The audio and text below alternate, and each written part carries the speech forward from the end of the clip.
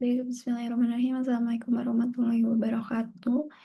Baik, di sini saya akan mempresentasikan atau mendeskripsikan tentang pendapat saya tentang KB, sepemahaman saya tentang KB permanen atau sterilisasi.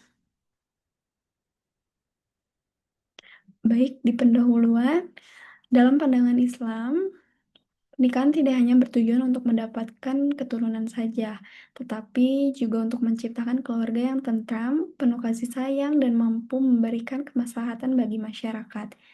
Salah satu isu yang sering muncul dalam konteks keluarga modern adalah upaya pengendalian kelahiran, termasuk melalui keluarga berencana, yaitu KB.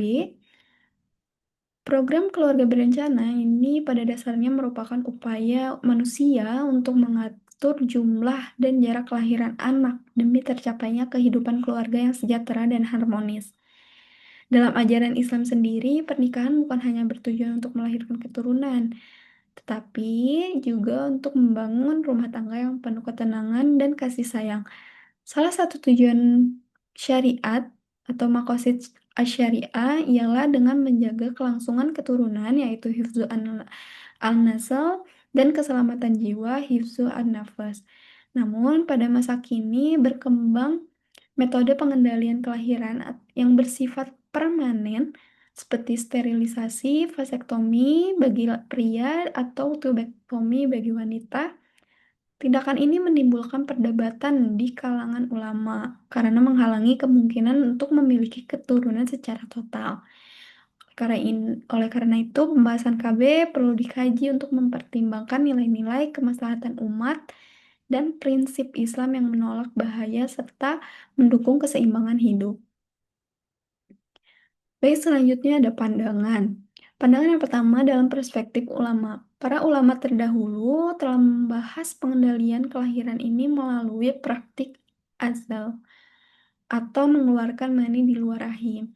Mayoritas para fuqaha dari mazhab Hanafi, Maliki, Syafi'i, dan Hanbali membolehkan azal selama mendapatkan izin dari istri dan tidak menimbulkan bahaya bagi pasangan. Rasulullah Shallallahu Alaihi Wasallam tidak pernah melarang sahabat yang melakukan azal, sebagaimana yang diriwayatkan Zabir bin Abdullah, yang artinya kami melakukan azal pada masa Rasulullah Shallallahu Alaihi Wasallam dan beliau mengetahui hal itu, tetapi tidak melarang kami. Hadis riwayat Muslim nomor 1440. Meskipun demikian, para ulama menegaskan bahwa tindakan yang menutup peluang secara permanen tidak sejalan dengan tujuan syariat.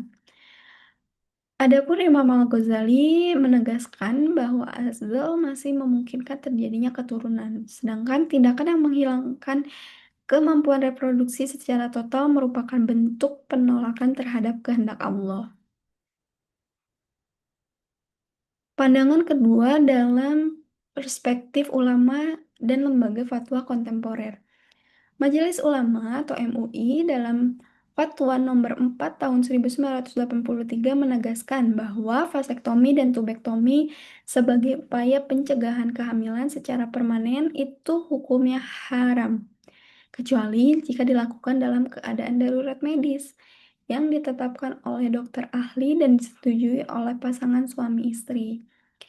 Fatwa ini berpijak pada kaidah fikih yang mana ya al-daruratu tubihu al-mahzurat, yang artinya keadaan darurat dapat membolehkan sesuatu yang pada asalnya terlarang. Dengan demikian, tindakan KB permanen hanya dibolehkan apabila terdapat alasan yang benar-benar darurat. Misalnya untuk menyelamatkan nyawa ibu karena resiko medis yang berat dan bukan karena alasan ekonomi atau kenyamanan pribadi.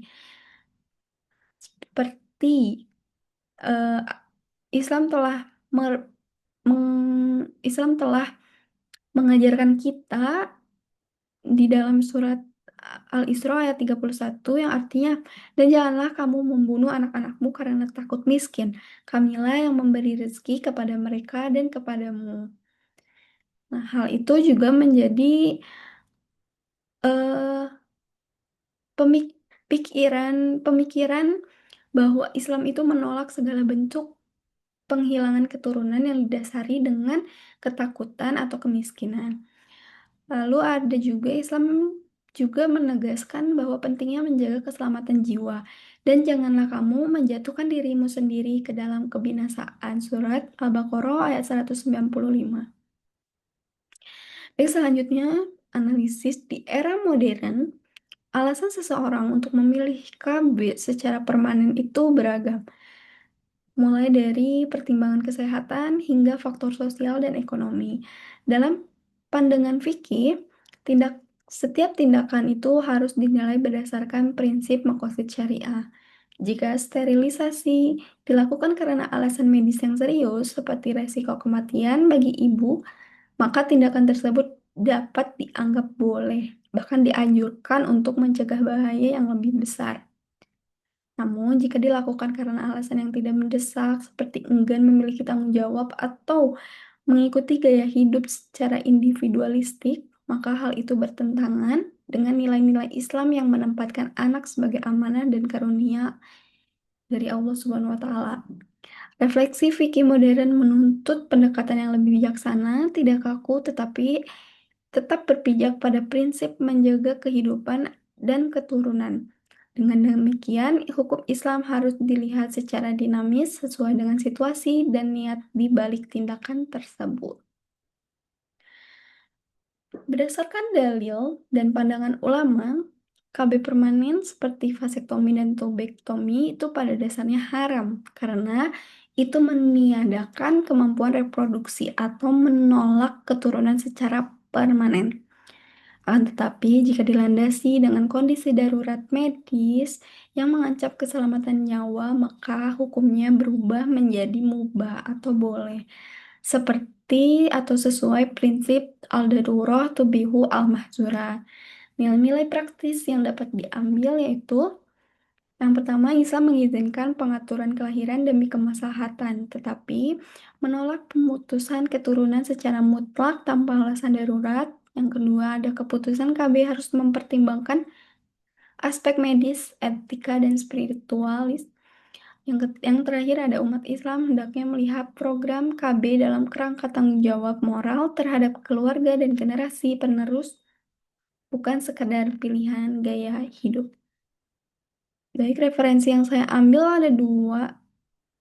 eh Majelis Ulama Indonesia Fatwa MUI tentang vasektomi dan tubektomi serta Jurnal Al-Ahkam yang berjudul Keluarga Berencana dalam Perspektif Hukum Islam dan Makosyid Syariah volume 26 nomor 2 2016. Baik, sekian.